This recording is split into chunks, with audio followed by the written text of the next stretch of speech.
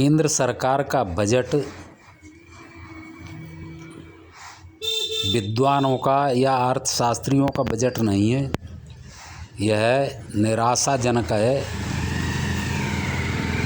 कर्मचारियों और नेताओं का बजट है। सरकार ने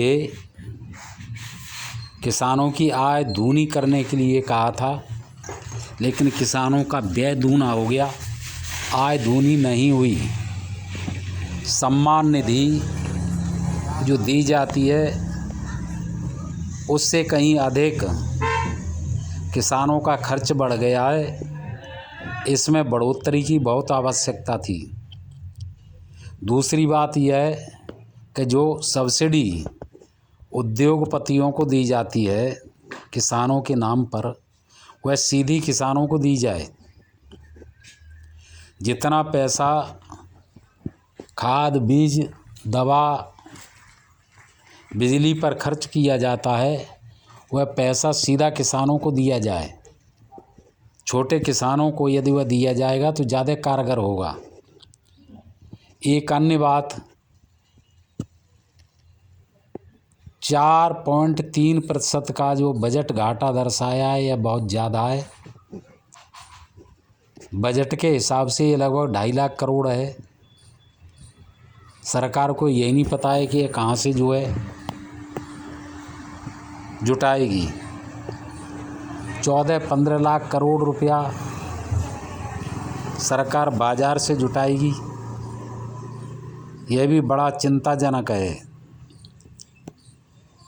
यानी कर्जा बढ़ेगा। विदेशों के कर्जे को सीमित करने की बात कही गई है,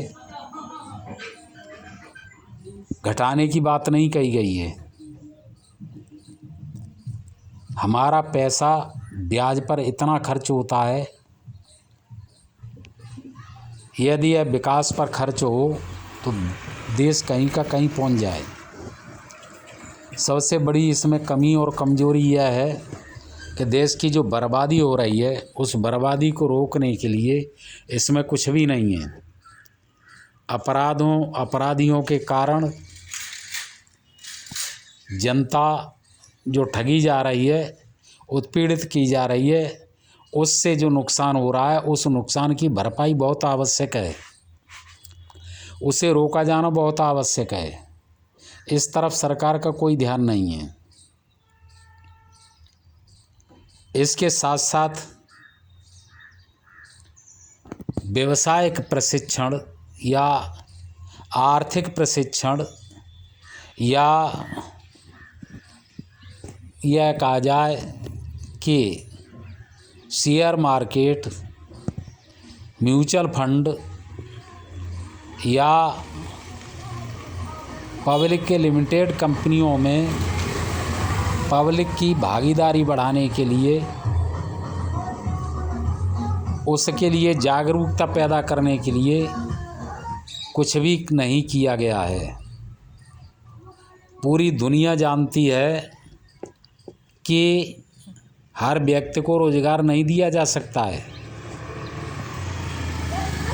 लेकिन जो देश की आय बढ़ती है, देश में जो आय होती है, उसमें भागीदारी दी जा सकती है। तो देश की आय बढ़ाई जाए और देश की आय में भागीदारी लोगों की बढ़ाई जाए।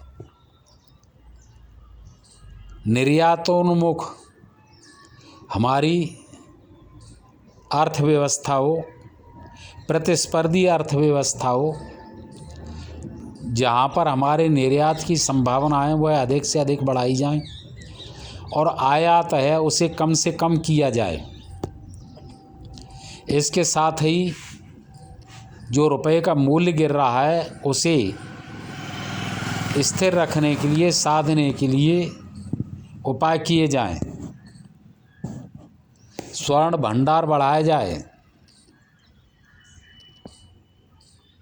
विदेशी मुद्रा भंडार बढ़ाया जाए। आरबीआई से सरकार जो प्रतिवर्ष पैसा लेती है वह बंद किया जाए। इसमें एक बंधे हुए ढांचे में जो कोल्हू का बैल होता है वो एक चक्कर में घूमता है, उसी तरीके से इस बजट में काम किया गया है। इसमें कहीं दूरदृष्टि या भारत का क्रांतिकारी भविष्य कहीं नहीं दिखाई दे रहा है।